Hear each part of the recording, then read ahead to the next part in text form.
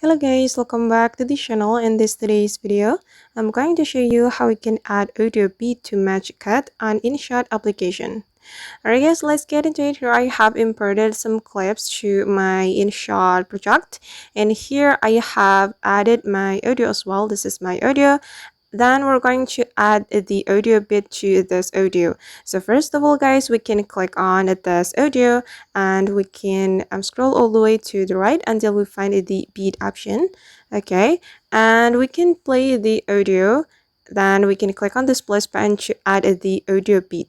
While you're playing the audio, you can click on this plus button to synchronized to the beat of the audio. So I'm going to demonstrate it to you.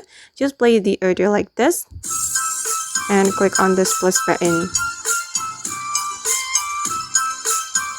Okay, I think it's done. This is just for an example, and then we can click on this check mark after we're done.